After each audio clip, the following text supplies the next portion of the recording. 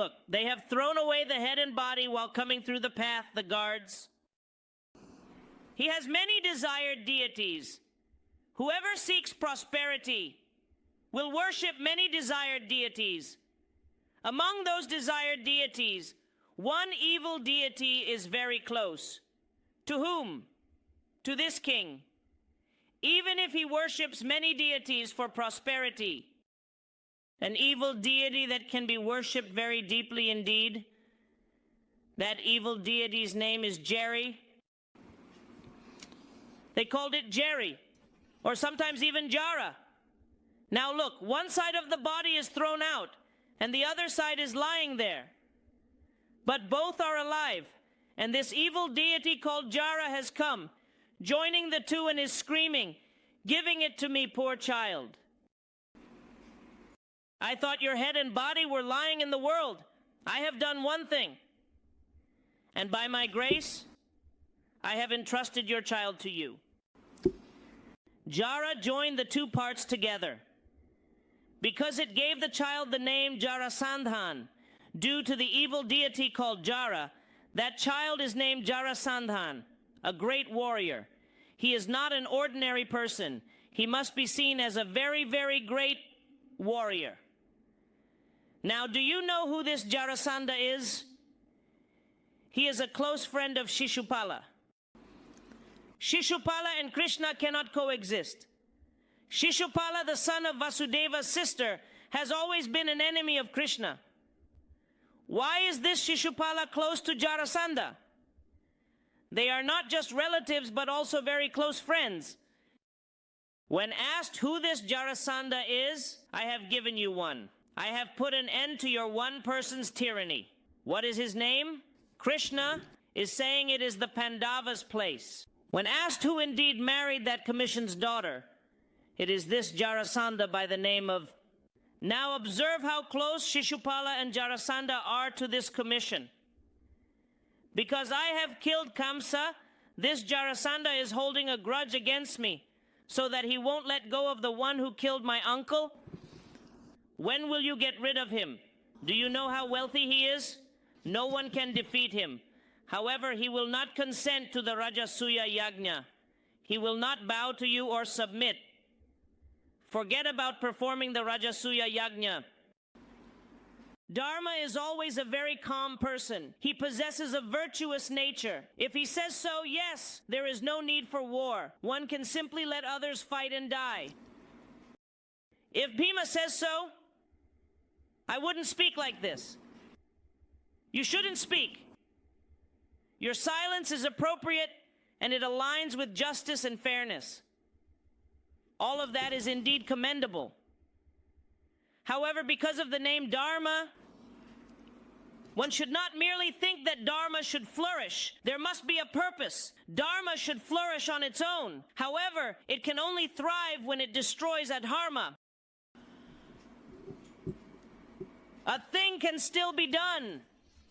When such a situation comes, only the one who does it is Shimo for that earth. If everyone keeps distancing themselves and asks, what is the need for all this? How will good things happen in the country? If you say that Dharma should indeed truly prevail in the area you can truly govern, should you not strive to eliminate the one who stands as the leader of adharma? As soon as he asked, Dharma remained silent. Isn't it justice? Arjuna spoke about Dharma. Look, Bharata teaches righteousness through the words that can come from each person's mouth. Arjuna said, Parakramasali is one who is filled with wealth and prosperity. Even if one stands before a stronger warrior through motivation, he will ultimately win.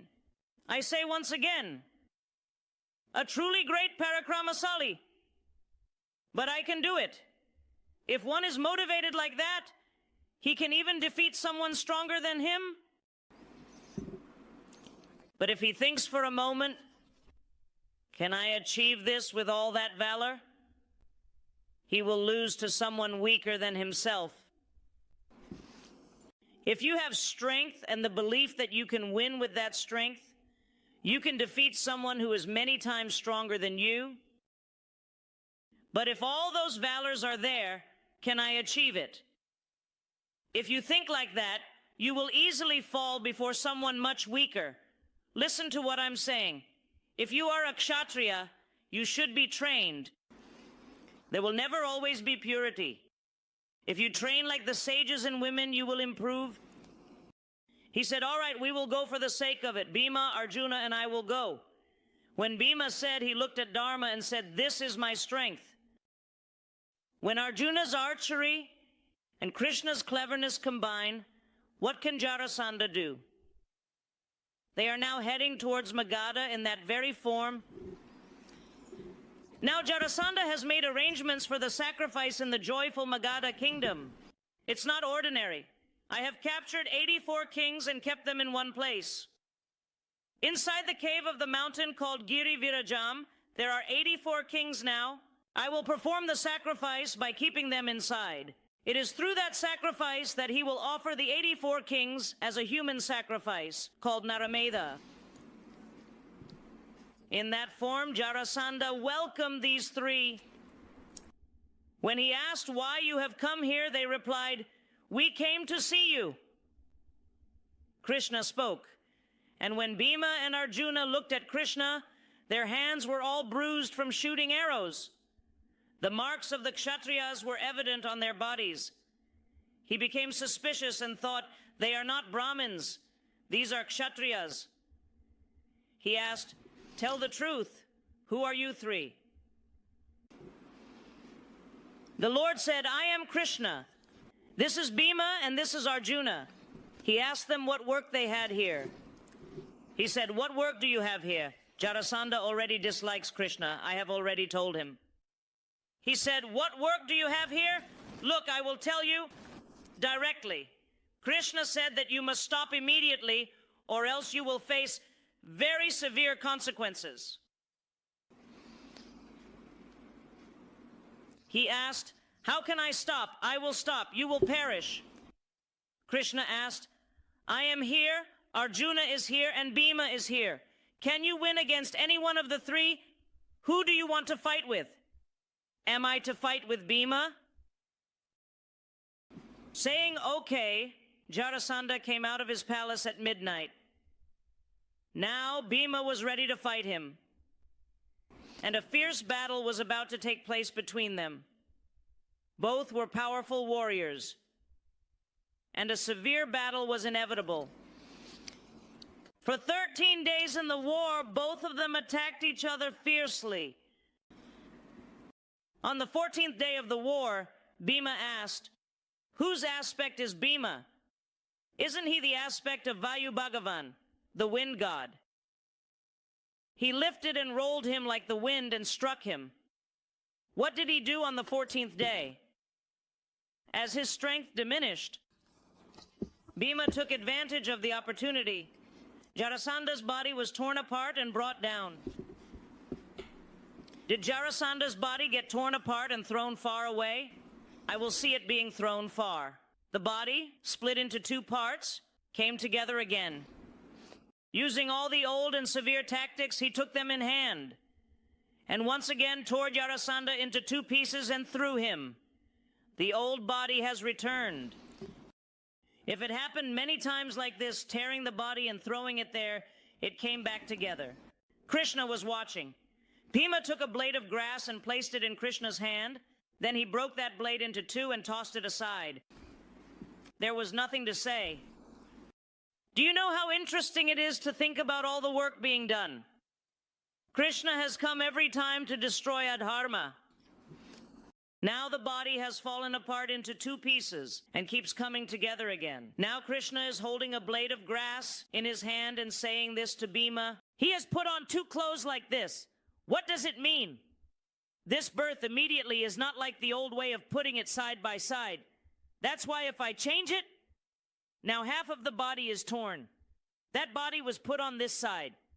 If this part is put on that side, it cannot join even if it's two. On the 14th day of the intense battle between Bhima and Jarasandha, Krishna's unwavering support was present to see that, with great valor, Jarasandha was defeated by Bhima. After that, the Rajasuya Yagna was about to begin. When the Rajasuya Yagna starts, it is very beautiful. Isn't there a place there now? They are destroying Jarasandha's body and eliminating him. A woman there says that you must conduct the yagna here now. It's not an ordinary yagna. It's the Rajasuya Yagna. So see how much it needs to be purified. Bring water from the sea. Look, they performed the anointment of Dharma and Krishna with the water from the conch after inserting the chain. We must see that Krishna was anointed. Now beautiful oil has been applied all over his body. In that yagna, Dharma was seated in front of the yagna kunda. The yagna is taking place very splendidly. Now the first offering must be made as a mark of respect. All the sages received that offering very beautifully. It is about who should receive the first respect. They were discussing very animatedly. Now Dharma is going to address the matter. Vasishta is present in that gathering. Vyasa is also there. Ishvara asked who should receive the first honor, and Vishnu replied, "There is no need to ask me who the first honor should be given to. It should be given to Krishna, who can serve as a protector for all of us." The first honor should be given to Krishna, except for one person. Guess who? Sisupala. Sisupala has always harbored enmity towards Krishna. If he says something, it will be good. This place is very honorable. Look at how a matter can be expressed as if it were stuck in a banana. One person asked Bhima to learn who should receive the first honor. Who is that? Dharma. Who is the one asking Bhima whom the first honor should be given?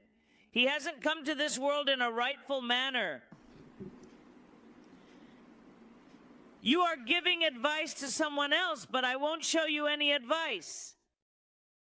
If he asks about his birth, it would be very surprising. He could run towards the school. He is born for someone, but if you think about it, if he is smiling, look at the worse words than even Sisupala. Okay, they have decided to give him the share. They say they have decided to give him the first honor. Who is it? He is a cowherd. These three people are only together in a trivial manner. What is Sisupala saying? There is no one dictate to Dharma Pandu who should receive the first honor. As an aspect of the goddess of Dharma, he has come to this world. The son of Pandian, he said whether it is possible to conduct the Rajasuya Yagna. As soon as Narada said that, there is a connection between this and that, and what qualification does he have to conduct it? Your Pandu's son, Shirka. In that sense, it is a mess. This Bhima is saying that the first honor should be given to Krishna. No one else, the son of Ganga, will ever go towards a higher place. He is always humble. Bhima is the one who is destined to go towards the lower place, looking at the direction. He is saying what he will do to someone else. How much mockery is there? All right, let's make two different decisions. Many powerful individuals are present in this assembly. Vyasa is here. Vasishta is here. Why is Duryodhana present? Duryodhana is the chief of the Naga tribe. Karna, the valiant one, is also present. Leave all of them aside. If the one who is grazing the cow goes to him and receives that respect and then tells us, what respect will we have? As soon as he said that, do not speak like this to the elders. I am Dharma. If a woman says, don't hit him, kill him instead. Arjuna said, now look, I have to finish your story with just one blow. See Sisupala. Bhima patiently said, looking at Arjuna, killing Sisupala is not your job. The one capable of doing that is Krishna, who is here. You should not interfere in that. It is beyond anyone's fate. So neither you nor Bhima should take on Sisupala. Krishna will take care of what needs to be done. You do not understand that he is the supreme being in human form. Is there anyone in this world who can give better advice than this to Sisupala? Look at how he speaks without listening to anyone. Now, since the Rajasuya Yagna has been beautifully conducted, respect has been given to Krishna. After this yagna, from kings to sages, from the people of the land to the commoners, no one has ever seen such a yagna. They have never had a feast like this with honey and milk flowing. Never have we seen such a yagna. Everyone was discussing what merits we need to have to be present in such a divine assembly. At that moment, Sisupala was standing by the way. At that moment, Krishna went there to confront Sisupala, and a fierce battle took place between Sisupala and Krishna, ultimately leading to Krishna defeating Sisupala. One who speaks such unjust words without considering that the next mind will be hurt is not to be taken lightly. The punishment he deserves is not a simple one. Thus, the Rajasuya Yagna took place beautifully, fulfilling the Pandavas' wishes. Moreover, sages like Narada, Vyasa, Vasishta, and Bhima, along with Krishna, blessed the Pandavas. The Mahabharata clearly states that they ruled very beautifully.